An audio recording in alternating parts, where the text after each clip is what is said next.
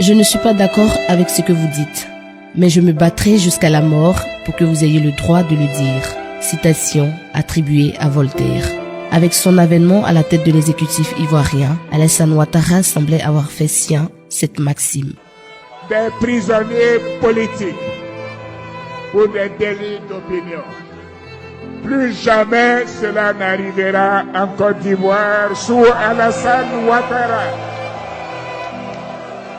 Il n'est pas question de mettre quelqu'un en prison pour son opinion.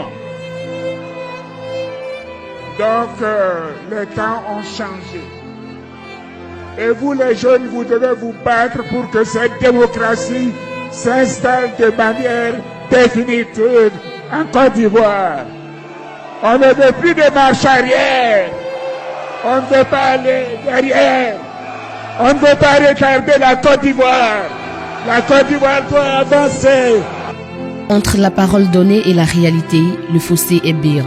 Entre la conquête, l'exercice et la tentative de caporaliser le pouvoir, des années-lumière se sont écoulées. Les géoles de Côte d'Ivoire, hélas, pullulent d'hommes et de femmes. Leur dénominateur commun, tous des cadres de GPS. Le mouvement citoyen créé par Guillaume Soro, que ni le chantage ni les belles promesses n'ont réussi à faire revenir au RHDP d'Alassane Ouattara. Parmi ces prisonniers, des députés dont l'immunité n'est pas levée. Chefs d'accusation à géométrie variable selon la météo des tenants du pouvoir. Flagrant délit pour certains, alors qu'ils croupissent en prison depuis 8 mois, sans jugement. Trouble à l'ordre public pour d'autres, alors qu'ils tenaient une réunion dans une salle, pour ne citer que cela. Des femmes attroupées, arrêtées. Parmi elles, des responsables du PDCI qui seront relâchés quand celles de GPS sont déférées à la MACA. Dame Yeo de passage constate une militante affaissée. Venue lui porter secours, elle se retrouvera à son tour à la MACA pour assistance à personne en détresse. Qui ne se souvient pas du visage angélique et des discours réconciliateurs du Ouattara, à persécuté qui obtient la joie de participer à une élection grâce à une rébellion endossée par Guillaume Soro, le pestiféré d'aujourd'hui. Comment ce haut fonctionnaire, venu tout droit du FMI, bascule-t-il dans une violence d'État que même ses anciens soutiens à l'international ne parviennent pas à comprendre. Pourtant, il n'en est pas à sa première prouesse en la matière. Fin 1989, le président Félix Houphouët-Boigny appelle Alassane Ouattara à ses côtés pour conduire le plan d'ajustement structurel exigé par des institutions de Bretton Woods. Lorsqu'il est réélu en 1990, Houphouët-Boigny le nomme Premier ministre. Pendant ce temps, la santé du vieux, comme on l'appelait à Abidjan, se dégrade. Alassane Ouattara ressemble alors à un président bis qui dirige par procuration la Côte d'Ivoire. Face à la contestation des étudiants qui demandaient des meilleures conditions de vie et d'études, des commandos parachutistes sont lancés notamment à leur trousse dans la cité universitaire de Yopougon en mai 1991. L'assaut des militaires cette nuit sur Yopougon qui nous visait, après nous avoir échappé, après nous avoir raté donc à foncer dans les chambres où des étudiants dormaient. Plusieurs étudiants donc avaient été arrêtés, bastonnés cette nuit. Plusieurs étudiants ont été obligés de sauter du 3e étage pour tomber et qui étaient blessés. Des jeunes filles ont été violées, attaquées de leur chambre, elles ont été violées. Plus de 30 ans après, devenu président après une longue traversée de désert et une crise post-électorale meurtrière, Ouattara a repris les emprisonnements. Puis, ils se sont accrus.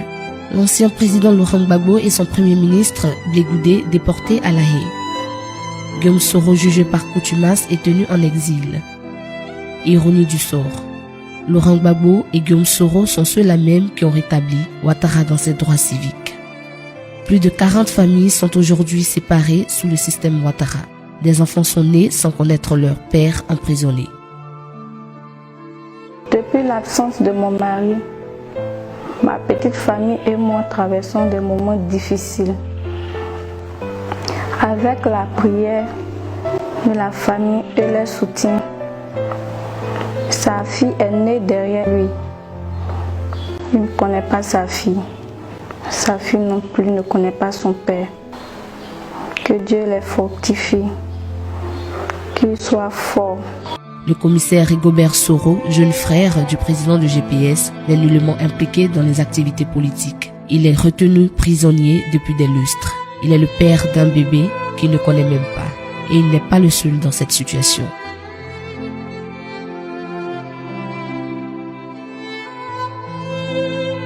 Les femmes ne font pas exception à la furie du régime Ouattara. Pluchéri Balé, membre de la société civile, connu pour son franc-parler, est incarcéré. Avec elle, 4 femmes de GPS. Le RHDP a vraisemblablement décidé de régner par la pensée unique. Elle est loin à cette époque où Ouattara promettait de n'emprisonner personne pour son opinion publique. Voltaire doit être en train de se retourner dans sa tombe. Malgré les incessants appels à libérer ces détenus qui ressemblent à des otages, le régime d'Abidjan n'en a cure. Aujourd'hui pour nous, la réconciliation et la cohésion en Côte d'Ivoire a pour déclencheur la libération totale de tous les prisonniers politiques de Côte d'Ivoire. Ouattara a-t-il décidé de faire payer à ses opposants ce qu'il a enduré dans l'opposition? Lui qui a vu en 1999 toute la direction de son parti jeter en prison. On se souvient encore de l'arrestation d'Henriette Diabaté. Quelqu'un disait qu'on peut partir de la prison au palais présidentiel et du palais présidentiel à la prison. Briser cette chaîne de vengeance est un impératif pour tout État qui aspire à devenir une nation.